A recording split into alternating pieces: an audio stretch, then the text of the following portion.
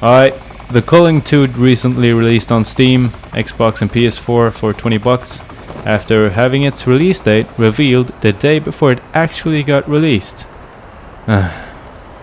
It's the successor to the first Culling, of course, but it's far like its predecessor. Instead of having some form of originality like the last installment that focused more on melee combat, traps and improvised warfare, this installment is just a bland and basic BR clone with firearms and extreme similarity to the most popular BR games out.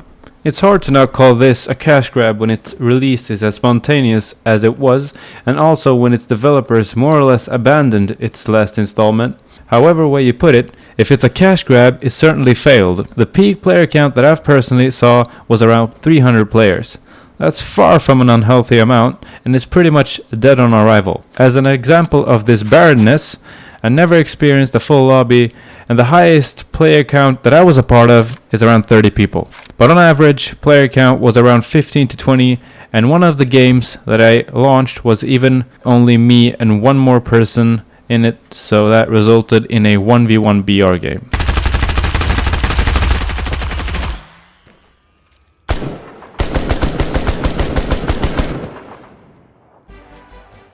When it comes to any originality in the game, there's one thing, and that is perks. Before entering matchmaking, you can customize 3 perk slots, which give you varying levels of advantages. Some offer increased movement speed, with melee weapons equipped, and some offer increased protection from fragmentation and explosives. It's a somewhat interesting feature, but to be honest, it's already exploitable and not properly balanced. And even if it was, that is pretty much the only thing the game has going for it. Gameplay wise, it really is a bog standard BR experience. You drop into a town as it usually goes, everyone rushes to loot as soon as possible and fight in an ever declining battlefield size. Last one alive wins. Pretty much everyone knows how it goes. In this game, however, the tools that you're given to play effectively are non-existing. There's no lean feature, no shoulder swap, no aiming without entering first person, and there's also no first person mode, so it's the very worst of BR in my opinion. I've never enjoyed third person BR, and of course that doesn't change here. The fact that you can peek without actually physically peeking just doesn't feel right to me. Anyhow, the movement feels stiff with poor animation quality, and gunplay is tiring and unresponsive due to poor packet switching and slow server refreshes. There's barely any feedback in firing weapons, and there's no interesting firearms either. It really is boring. Thankfully, there's no microtransactions, at least as of now, so the only way of earning stuff is through in-game currency. Also, the only things that can be acquired from loot boxes and in-game stores are cosmetics like gun skins and apparel.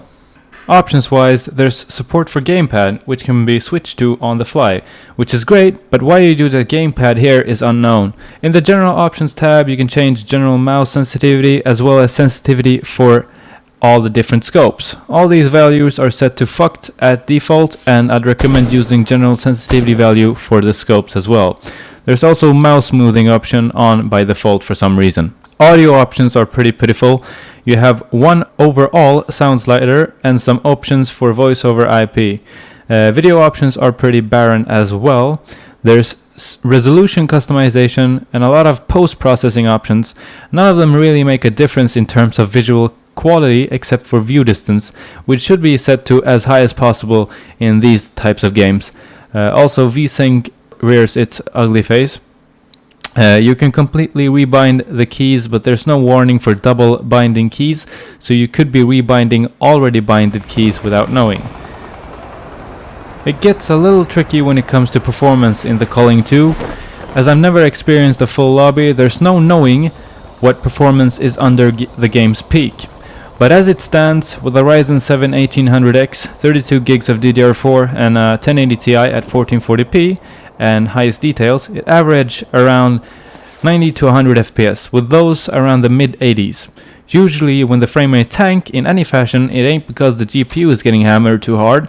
Moreover, it's related to the GPU not being properly used and the nature of the CPU optimization, where it tends to hit one core a bit harder than the others. I've seen decent core utilization, but there still seemed to be a form of preference towards single core, which is not too surprising for Unreal 4 and indie titles more specifically.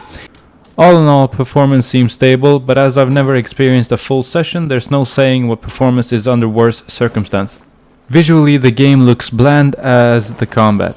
There's difficulty in knowing whether or not this really is a UE4 game or a UE3 game, as the effects are low quality and incredibly low keyframed at times.